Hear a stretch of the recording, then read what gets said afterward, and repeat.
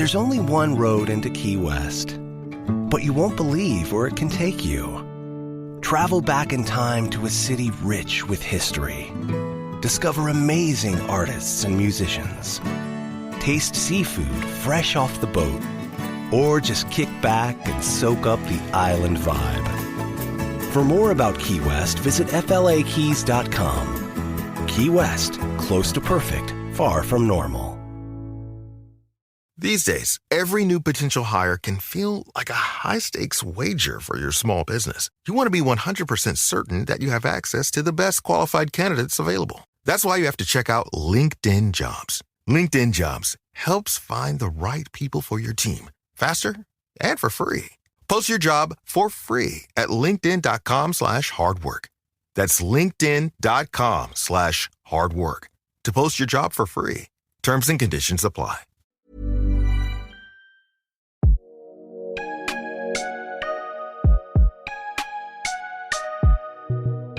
Pursuing your future doesn't end at 40. In fact, it may mark the beginning of knowing who you are, what you're capable of, and what you really want. But knowing what's next and how to get there can be a challenge, especially when old narratives play on repeat. Liberty Road is here to share stories so that you can consider your possibilities, pursue your purpose, and move into your future with intention. I'm your host, Netta Jones, and we're here to listen, learn, and liberate dreams, one episode at a time. Well, hello, Liberty listeners. Welcome to another episode of Liberty Road.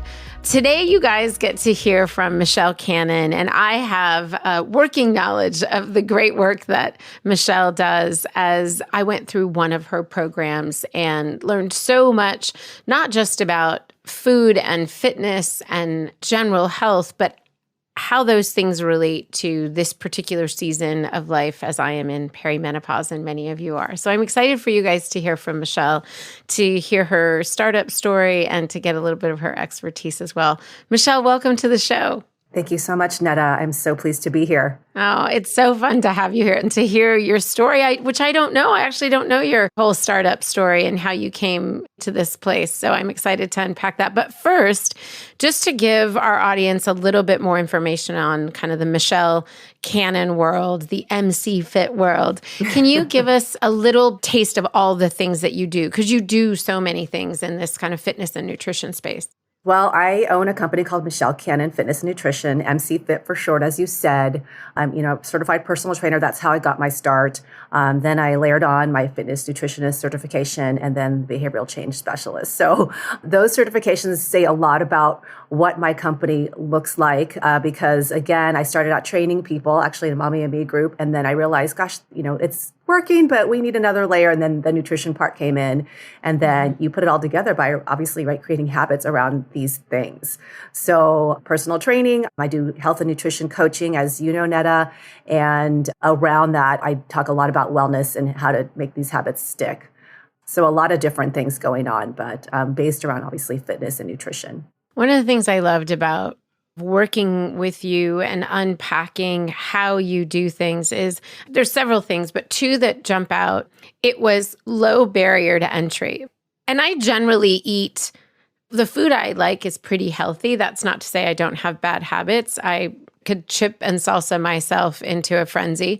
But when I received the information, so just to give the audience some context, literally I received what to eat on given days with Michele.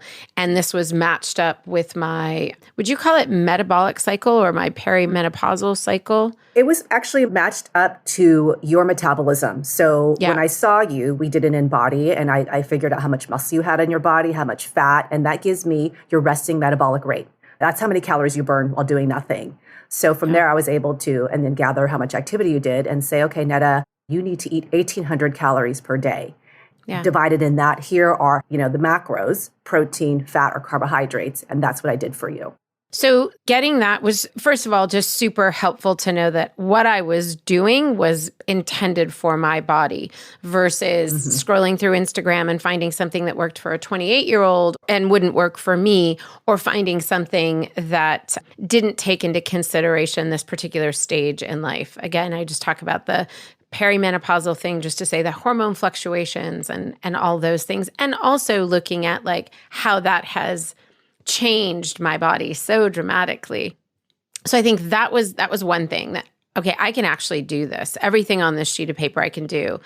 In fact, there were days where I was like, this is a lot of protein. I'm full. I was never, ever, ever hungry. It was really just trying to pay attention to what I should be doing, what I should be putting in my body and how I should be nurturing my body. But the other thing that was great, and we've already touched on it, was just how curated for me it was. It gave me this confidence that, okay, if I do these things that are intended for me and for my body, and then I check in with Michele and I say, I don't like this, or I do like this, or this is working, or this is not working, I've got somebody there who can come back and say, okay, well, let's tweak this a little bit, or why don't you try this on the third week or whatever. So I appreciated both of those things, low barrier to entry, but also how customized it was for me. I so want to get into all this juiciness because I know our listeners do too. But first, how did you get started in the industry? You talked a little bit about your background in terms of your education and, being certified for these things. But how did you start here? Were you a kind of fitness nut to begin with? I was an athlete growing up. My dad got me into tennis and I was 10 years old and I did all the junior tennis circuit and then went on to play in college. So fitness has been ingrained in me from being very little. Getting out of college, I didn't think I was going to go into anything that I am doing now, just really thinking I need a career and, climb the corporate ladder and all that. So I went into pharmaceutical sales. From there, I didn't love it. I love the entrepreneurial part and being able to be on the go and sort of select your customers and do that's part I knew that I liked, but there's many aspects of that I didn't like. And then it wasn't until I had my child, Cider, who's now 18, that I went into fitness really out of necessity because I wanted to be able to work out. And with him, I became a stay-at-home mom.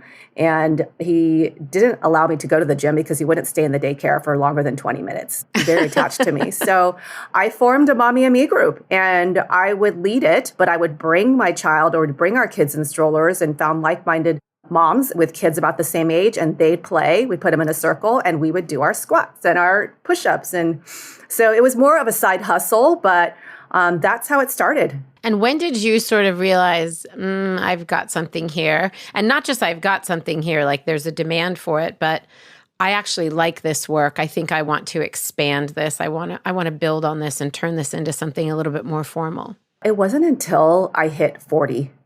During the time when he was a baby and I was doing, it was really a side hustle and it was something different to do that made me a little bit of money, aside from being, a mom to a young child and doing all the duties that take all your time. But when I turned 40, the owner of the gym that I worked out at asked me if I wanted to start teaching group spin classes. Never done that before. I only would, just go do these little small groups with babies. And I'm like, I'm going to try it. And that little thing catapulted me into this whole different realm of confidence, being able to talk to and teach large groups of people, 20, sometimes 40. And then things started happening from there. I ended up working for this company called Stride locally here. And their parent company asked me if I wanted to do digital filming. I've never done this before. Here I am, in my 40s when everyone else is doing this in this space that are in their 20s and 30s. Yeah. And I realized I was very comfortable in front of a camera. And again, talking to people in a different way. So, maybe not directly related to nutrition, but a shift happened. And maybe it was imperceptible at the time, but it just kind of built from there. I mean, you talk about there's so many 20-something-year-olds doing this kind of work, but I think your age probably benefited and inspired those people that became your loyal audience, right? Because it was it would be really hard, I'll be honest, for me at 55 to be getting information about my shifts since menopause or since perimenopause and what I should be doing about my life if I'm talking to somebody who's 10 years past puberty. That would be a little rough for me. I want to speak to somebody who's been there, who understands that, who speaks the language, who understands kind of all the things we have to juggle. And it's, we don't have 2 hours to go work out. So I think that audience must have been so attracted to you to see somebody who was so fit and who was living the same life that they were living, who was in a similar stage as them. Do you think that had something to do with what's really become your success and your local popularity. Yes. I'm 47, and I used to think, when I was younger, it's like, you have to look perfect. You have to, lead this lifestyle to make people, that's when people will respect you and become inspired. And I'm learning, no, once I start sharing the stories of my own perimenopause journey, it's not perfect. Things that are happening to my body now, I have no answer for sometimes, but I'm going to find out.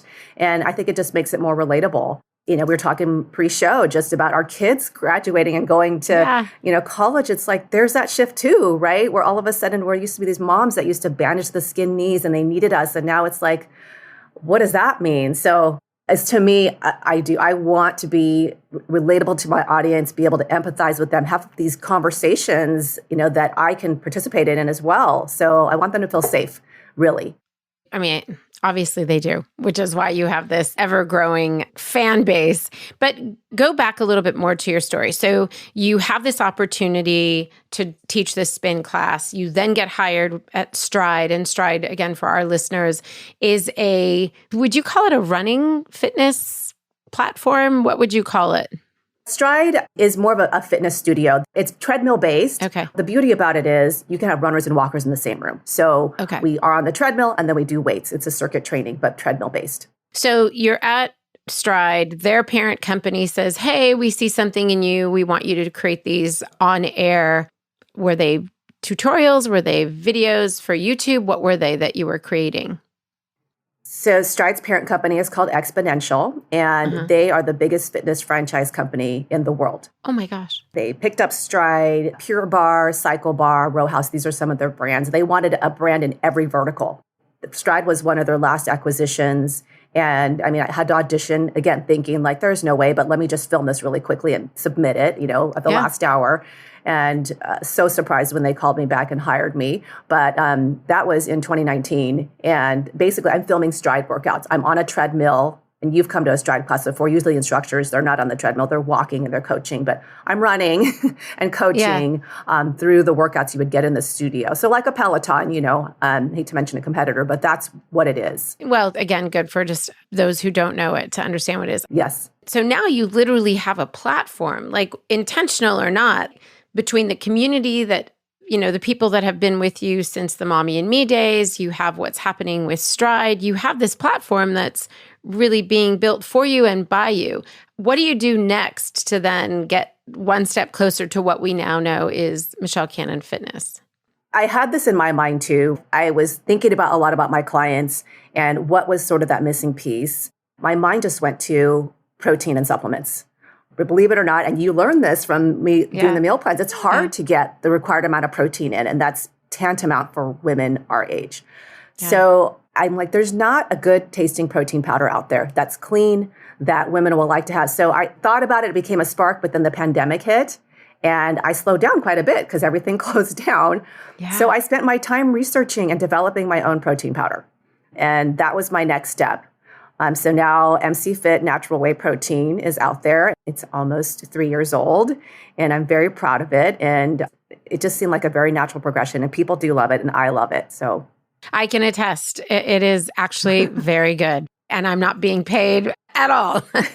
You can use it with lots of different things to create whatever your sort of smoothie flavor of choice is. It's a great base for all of those things, and alone, actually, I would say. Yeah. So you create that, but then you have other offerings. You have a 5-day reset. You have the program I did, which was, how many weeks was that? It was 6 weeks. And then we ended up doing some longer counseling. Okay. And then I know some people will meet with you for some fitness instruction as well, like in real time. Yes. Another thing that I offer, which is fairly new, it is called the MCFIT Midlife Academy. Awesome. This is something that I'm so passionate about.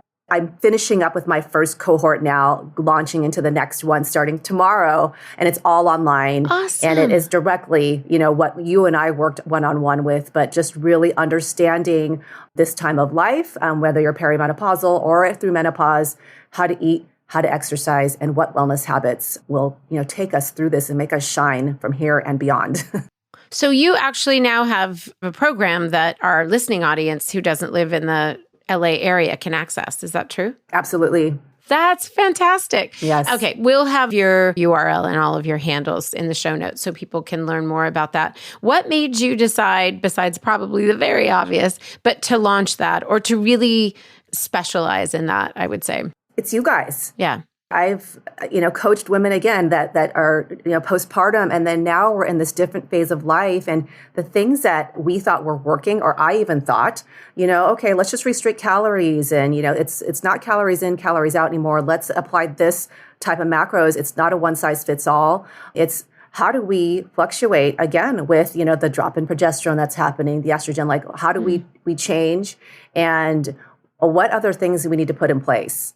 Because at this stage in life, we're just a little less resilient, not any less powerful, right? In fact, I think this is such a powerful time of life, but we need to start leaning in a little bit more instead of being pissed off and thinking our body's betraying us. It's like our bodies are trying to tell us something. Let's just lean in and try to listen and slow things down. I like that paradigm shift. That's, I think, a meaningful one for us. Okay, so we understand a little bit about all the things you now offer, and it sounds like this is evolving. It's all relatively new, really. It's in the last few years that you've developed all of this. What's next for Michele Canon? Like, what are the other things that you hope in the near or far, or distant rather, future that you're wanting to accomplish through your platform? Oh my goodness. This is, I think, the blessing and the curse of entrepreneurship, right? It's like you get there and it's like, okay, you can never stop thinking or dreaming about what's next. And that's what I think it's like, I know when I'm in the right space because I am always dreaming and thinking of the next thing. So I would love, obviously, to expand my audience, which is one of the reasons I created this Midlife Academy, because again, we can do this from anywhere. A retreat. I love things in person too, where we have that real connection. So somewhere down the road, bringing, I don't know, you or other people, we can go to Costa Rica or let's do it. Let's do it. Yes, I'm in. I'm absolutely in. I think actually for this stage in life, this kind of 40, 50, 60 stage in life, I think getting away and getting out of our head and getting out of our routine becomes really important. So for the work that you're doing around nutrition and fitness, it becomes a way to carve out space specifically to think about that. But I also think it's so many other things, like rethinking how we're spending our days, rethinking where we're allotting hours. And for those of us who have had major shifts, like children leaving, there is something that we have to put in place for that, because it's a very weird time. I mean, I can honestly say, like, I've had some days where I'm borderline depressed, I think, because it's a big shift. It's a really big shift to think of not just that personality being gone from the house, but also like the shift in how I spent my time and who I am as a mother and how I show up. It's a huge deal. Unless we turn to food to solve those problems, I mean, it's good to have the resources you offer. But I like this idea of the trip, because I think it's not just a fancy getaway. I think it can become a very meaningful, carved out, intentional time for people in this stage of life. Did you always know you wanted to be your own boss? You talked about kind of getting a little bit of that, a little taste of entrepreneurship when you were doing the medical sales. But did you know this is where I'm going to land? I really want to be my own boss. No, but I knew what I didn't like, right? I mean, I internship in college where I had to sit at a desk for 8+ hours a day. I'm like, I really don't like this. I can't sit still for a very long period of time. Yeah. So that went into pharmaceuticals where, you're out and about a little bit more. It wasn't until, again, I started dabbling in that side hustle of the mommy and me that I thought, I like creating my own programs. I like creating my own hours. And so now, absolutely, yes, I would never go back. This is the right spot for me. I love the creativity that's involved, I can be flexible. Have you found a group of other founders?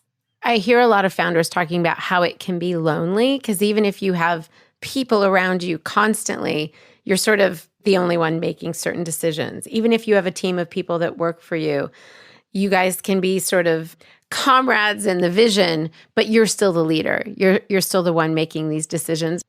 It can be isolating. Have you found that to be the case, or are there other women around you that are sort of your advisory board that you can connect with, who are at a level where you can be really honest about what's going on, what you're dreaming about, what's going on in the business, good, bad, or otherwise?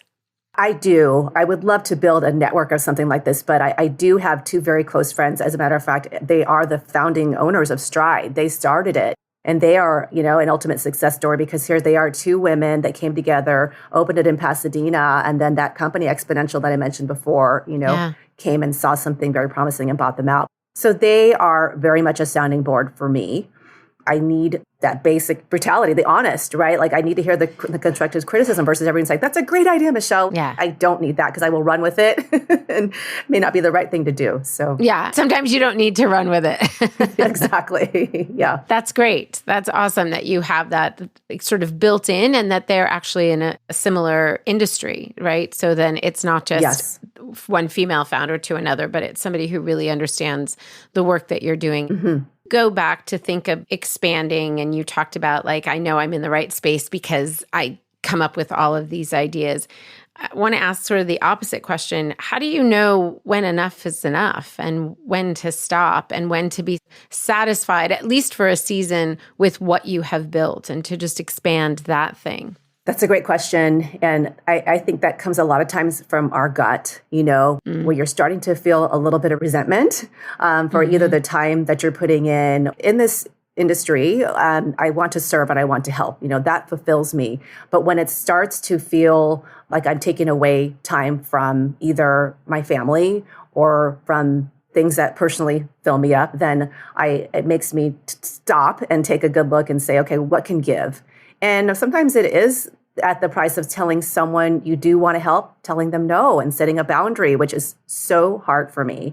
But I think creating that space opens up a lot more space for some other things. We hear that a lot, right? Our no's mean yeses somewhere else and our yeses mean no's somewhere else. And I think that's a good rule to live by. From your early days in tennis to where you are now, you have sort of found, and I bring this up because I think a lot of our listeners who are trying to figure out what's next for them, they're really assessing, okay, what tools do I have? What talents do I have? What experience do I have? And what do I want to do next? You're somebody from an early age who has been in this kind of physical space. And then, through the story that you've already told, have found your way here, amassing, followers that were other mommies, things like that. But it really is the intersection of kind of who you naturally are, what you naturally lean toward. And then there were these opportunities, these doors that open, whether it was come teach a spin class, come be on film, come work at Stride. You took advantage of these certain opportunities. Do you think that all of these things that happen, right, as you were moving through the space, were created by you and by what you were intending to do, that you were being intentional about the way you wanted to live your life, and therefore these doors open? Or do you think these doors were open and you walked through them and decided at that point, like, okay, I'm going to make something of this? Maybe it's a little bit of both. Sometimes opportunities happen and they intersect because you're there at the right time and there's that skill that, just meets it. Never in a million years would I have told you, when I first started my career that, Michelle, you're going to be on camera, teaching on-demand Stride classes, and then now have this platform where, you can help women from all over the country, in midlife. But the tennis part and the discipline part and the way that I was brought up instilled in me, which again can be a detriment, that, goal setting, go-getter personality. Like if you give me a to-do list, come hell or high water, I'm going to check everything off that list. Once I set my mind to something and I have an idea, I'm going to see it through till the end. I think it's just a little bit of all of those things, those wonderful opportunities that presented itself, giving me the confidence to take the next step. And then ideas coming, right, from teaching online to like, I can create my own online programs. And, even by default, like having the pandemic hit, okay, I have time to create my protein powder now. I got a lot of experience with being on Zoom now. So using those circumstances and turning them into basically learning opportunities that expanded. I mean, you hear all the time people just say, you got to start. You got to start somewhere. You got to do something. Mm-hmm. But what happens when we start is we're telling other people around us, we're sort of announcing to the world like, hey, this is the direction I'm heading in. And then those doors and windows can actually open. There's opportunity for them to reveal themselves to both us and to other people. You come to mind because somebody saw you in a fitness club, right? And it's like, hey, she's working here. What if we have her teach this class? That wouldn't happen if you weren't already leaning into what you thought you might want to be doing. So true. Even if you don't know what the big picture is. What surprised you about being your own boss? What surprised you in the good way? And then what surprised you in the negative or bad way? In the good way, I was surprised at how creative that I was. The things that I came up with, the programs, the programming, for example, the 5-day strong, not skinny reset just was born really through my research and just wanting to give that message out there to women of like, look, this is a 5-day metabolic reset program, but it's not about being skinny. And just putting all of that together in one package that, only lasted 5 days, I think took a lot of creativity. So that kind of stuff surprised me. I think the negative part, and this probably holds true for a lot of entrepreneurs out there, is that feeling of not being enough. The imposter syndrome that we often get struck with when we think, well, gosh, here's maybe I have a new program or I have a new client coming on board. Like, am I going to know enough? I get it every time. So no matter how many times I do it. Yeah. And you hear that with entrepreneurs who are starting out and with entrepreneurs who've been doing the same thing for 20 years. You hear the same thing over and over again. I wonder if this was a podcast for men, if we would hear that as much. I don't know. I don't think so. I bet they feel it, but they wouldn't be able to express it. Yeah, that might be. And it's not to say that they don't have their own insecurities at all. I think, of course they do. But I think there's something about us women stepping into that space where, again, to your point, maybe we're just honest about it. That's all. And one of the things that you do that I think is really cool, if you're on your Instagram, you are often highlighting other women that you're working with. I mean, just now you talked about the 2 women at Stride, but there's a woman that you work with who does meal prep. And you guys have partnered quite a bit together. And before I knew you, I saw you on other people's platforms where you were talking about health or fitness or something. So it seems like it's meaningful for you to also bring other women, highlight other women in the space. Is that true? Or did I just happen upon a few moments where you did that? It's so true. I think we can all support each other. As women, we are by nature, we're nurturers, and we're so used to, building people up, whether it be, our kids, our significant others and things like that. And Jean, you just touched upon her, and she takes such a big part of my heart because she came to me when I was teaching workout classes in my driveway. And it was not long after her mother passed away. So she found this group, and we had 4 or 5 other women there. We all embraced her and took her in. And from where that was, that was 2018 to now, where she's thriving, and she's really found her voice and her space in making these meals for basically other women.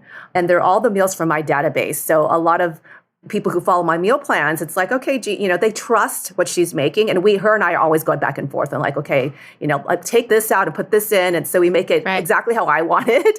But I'm not a cook, and she just is. I don't know if you've tried her meals. They're beautiful. She puts all of her care into not making it only taste good, but be aesthetically pleasing. So I'm so grateful for Jean.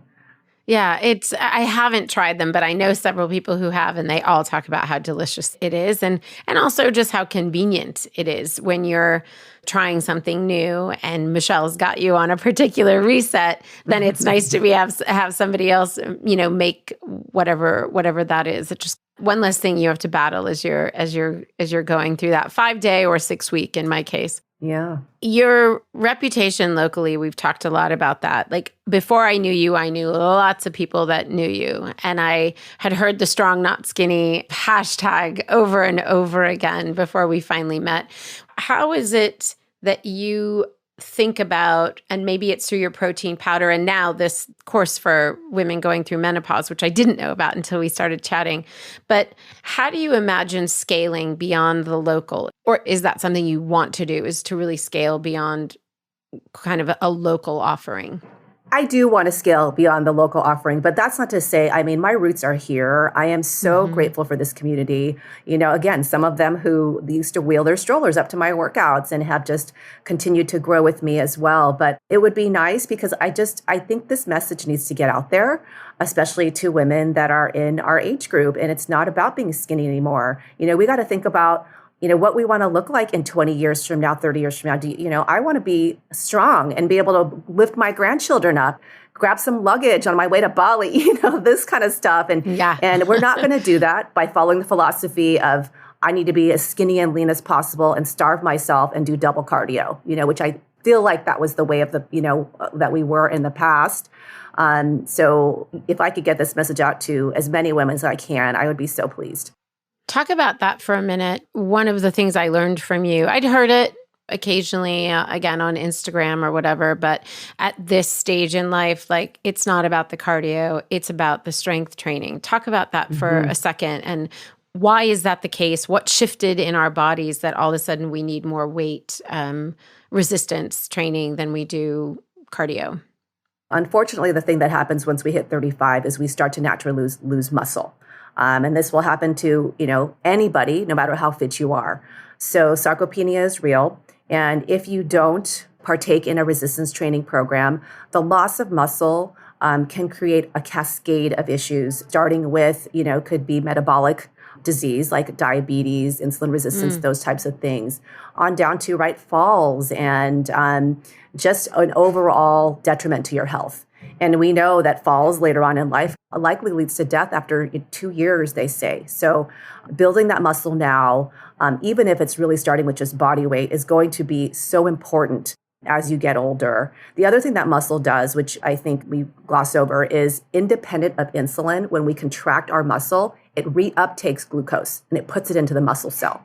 So a lot of times what we're seeing happening to women at this age who've never had it before, you go into the doctor, your fasting glucose is a little high, your hemoglobin A1C is creeping up, right? That's generally due to the loss of muscle. Wow. So cardio is not going to do that for you.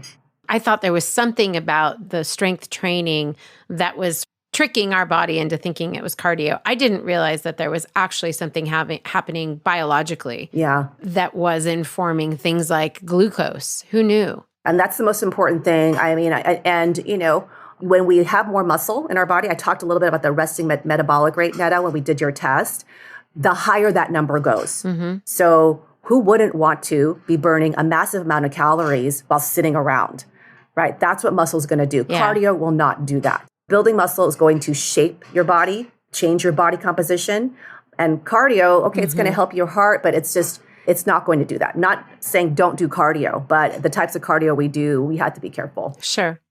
I should say that too. I know for me, and I don't know if this is the case for everybody, but I know for me, you were always encouraging, get those 10,000 steps in every day. So it wasn't that I wasn't being active. I wasn't ignoring cardio. It was just, I wasn't stepping on a treadmill for 2 hours, which I wasn't doing anyway, let's be honest. But for those who do, they would be ill-advised to go that route, given what we know about how our bodies are changing and what our bodies are actually asking us for. What are some other hints or tips, resources for women in this stage of life, in this 40, 50, 60-year-old stage of life, with regard to either fitness, like you just mentioned, with the strength training, or food intake? What are some things that maybe we need to shift what we've been doing or the way we've been doing it? You talked about protein, for example. Yeah, great questions. As I talked about in this last question, it was prioritizing strength training over cardio. And if it's cardio, let's, take some walks, maybe keep it steady state. You don't have to do those crazy HIIT workouts. And the other thing, the protein, prioritizing protein. We should be having 100 to 120 grams of protein per day. And in case your listeners don't know what that looks like. I was going to ask, yeah. Right? Like chicken breast, for example, if you look at your hand, one whole size of your hand, including your fingertips, and 2 hands thick, is going to be about 4 to 5 ounces. That's going to have about 30 grams. I mean, not an exact, maybe 30 to 35 grams. So if you're wanting to hit that 100-gram goal, you're going to need to have a big piece of chicken with your salad at lunch, not that 2 ounces that they give you at restaurants, right? You need to ask for double. Yeah. That protein shake in the morning, you add your scoop and a half, and that's going to be 30, or 40. It's more than you think. And that's what's going to help stimulate that growth hormone so we can counteract that sarcopenia. It's going to make you feel fuller longer. And again, it's going to help you build that muscle and recover that muscle, which is so important as we age. I remember one of the days I was far along in the 6 weeks, so call it week 4 or something. But I think I had like some boiled eggs that were in my snack and some boiled eggs that were in one of my meals. I can't remember. And at some point I was like, I cannot believe I'm eating so much more than I was eating, but I'm seeing the benefits. I did see the benefits. I was doing it around the holidays, which I don't recommend because that was tricky, but I still lost 10 pounds. Amazing. And I've still been able to sustain, I wouldn't say that level of protein all the time, but I sort of have retrained my brain. And it's like, okay, just pack in as much protein as you can. And I did. One of the things I felt immediately was energy. And I don't know if that's a direct result of protein, but I did feel more energized. Can you talk about water for a second? Because I think that's the grossly underestimated, most of us, the power of water. Yes, water. I mean, we're mostly made of water. So we need to be having half our body weight in ounces a day. If you're 140 pounds, that's 70 ounces. That's a lot of water. The first thing you do when you wake up, I think this is a great habit because we actually get dehydrated in our sleep, just by inhaling and exhaling. Pour yourself an 8-ounce glass of water, squeeze some lemon in it. Don't leave the kitchen until you finish drinking that. Start your day off that way. The more hydrated we are, the more our body is able to actually flush out the toxins. We have a better cellular function. Headaches and hunger actually get regulated. So, again, not overhydrating, but definitely, aim for that half your body weight in ounces, to keep your body running efficiently. Thank you for that. I think those 3 takeaways alone were worth listening to the podcast for our listeners. You had talked earlier about some things that, whether they were things you were tweaking with Jean or things that you had learned and unlearned from your early days in the fitness and nutrition space. What of those things were you surprised perhaps to learn about women in midlife? I think this goes back to the one size fits all. And a lot of the diet and nutrition information out there, whether it be from the types of diets from keto to paleo to intermittent fasting, they were studied on and designed by men. And, in my early days, I was like, okay, I can do this keto thing. It's fine. And the intermittent fasting thing, longer is better. I'm losing weight. And it worked until it didn't. And, as a woman, because we deal with the hormonal fluctuations and there's an additional stressor put on our body when we adhere to these diets all of the time, you're going to start to see some negative side effects. One of the things that happened to me, I was strict keto for 3.5 years. And it worked at the beginning. I love the way I felt. And if people don't know what the ketogenic diet is, it's basically eating no carbs so that your body runs on fat for fuel. I started getting my levels and my blood glucose was like borderline high. And it was because my body was saying, look, you're not giving us enough fuel, not enough carbohydrates. Your body can do this. It's called gluconeogenesis, not to get too technical, but it will make its own blood sugar. Oh, wow. If you are too low. Doesn't happen to everybody, but I think it's just, I thought, what worked is just going to work continuously. And if it doesn't work, start doing it harder. Just growing up being that, collegiate tennis player is like, go hard or go home, and I realized, no, it's okay, Michele. You're going to have some rice. You're going to have some bananas. And same thing, like kind of happened to you. Started eating more and I've not felt better. Losing weight, feeling stronger, not necessarily losing weight, but just feeling stronger. So I think that's what it is. We get kind of stuck in our ways. And we think that, because it's out there talked about by this, respected influencer or doctor that it's going to work. And maybe it does at the beginning, but we have to really take a good look at how do we feel, what's really going on and why? Why are we doing this?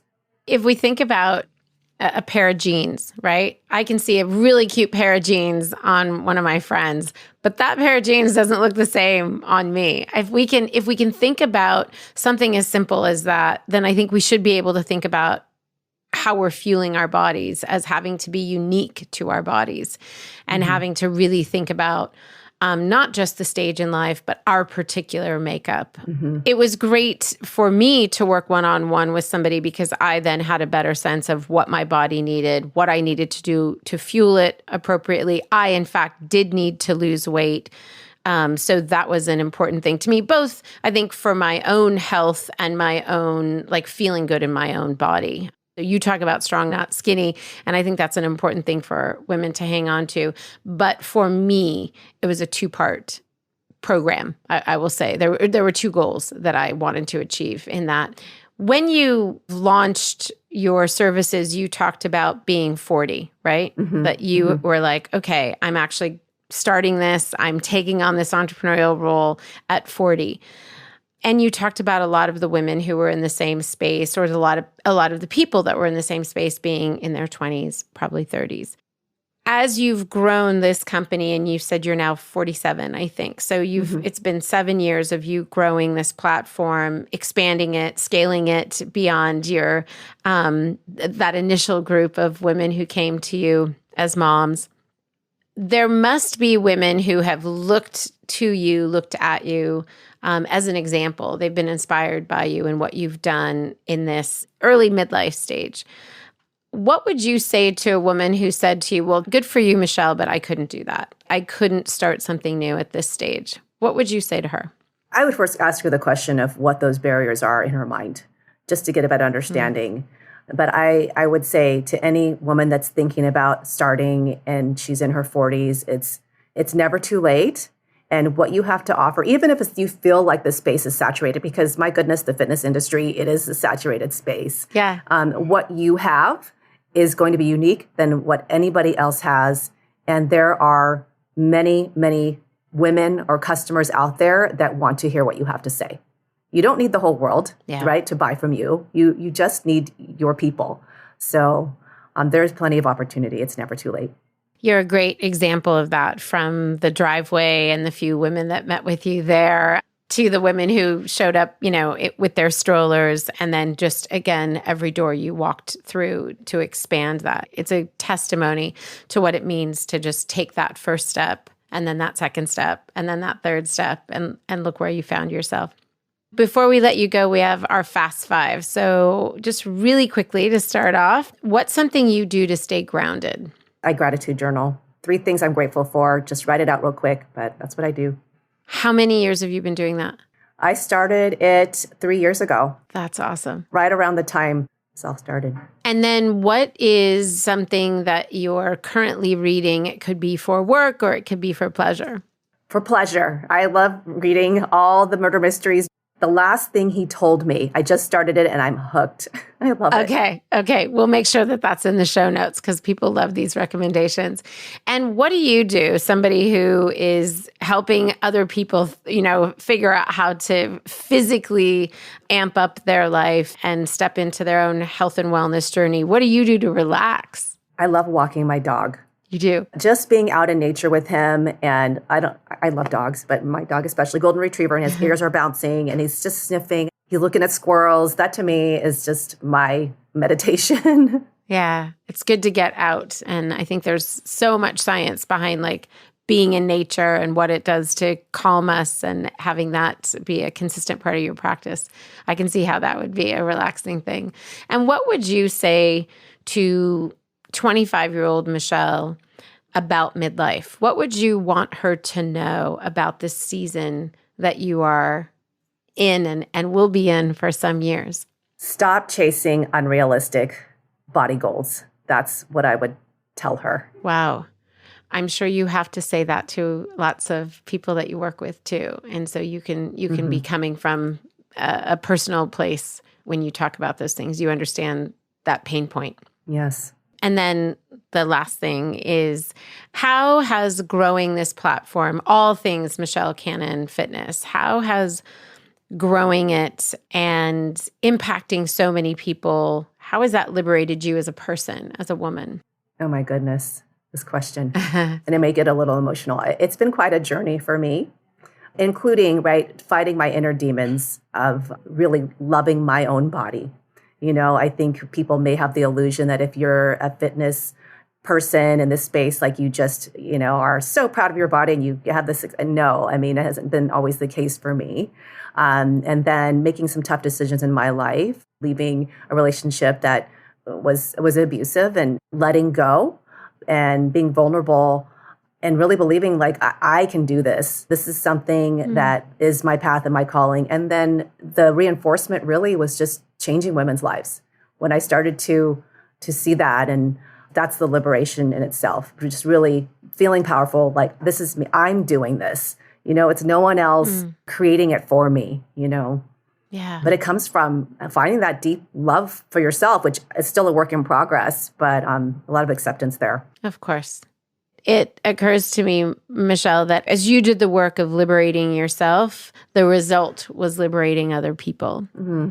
As you liberated other people, you then became liberated yourself. There's something really beautiful about how those two things work hand in hand. And by serving, you received, and by serving yourself, you were able to give. Thank you for sharing that. I don't think we've ever heard an answer like that. I appreciate it. Michele, thank you so much for hanging out with us. I so appreciate your time. I appreciate your expertise and sharing what you know. Just little nuggets. We got little nuggets from you about our own health and fitness journey in this stage of life. And I'm so glad that our audience will have access to you and be able to reach out to you, and especially with hearing about this new program. That's awesome. But thank you for spending this time with us. You're so welcome. I'm honored to be here and to speak with you today, Netta. And Liberty listeners, we're so grateful for you. Thank you for hanging out with Michele and with me. We'll talk to you guys next week. Bye for now.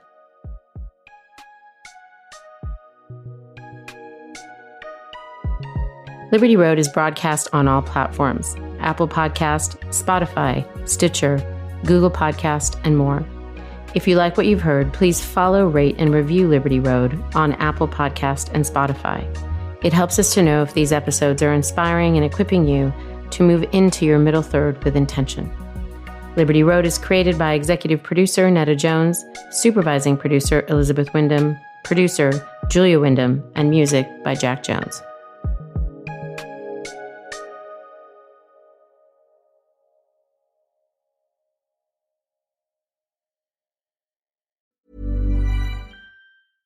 These days, every new potential hire can feel like a high-stakes wager for your small business. You want to be 100% certain that you have access to the best qualified candidates available. That's why you have to check out LinkedIn Jobs. LinkedIn Jobs helps find the right people for your team faster and for free. Post your job for free at linkedin.com/hardwork. That's linkedin.com/hardwork to post your job for free. Terms and conditions apply.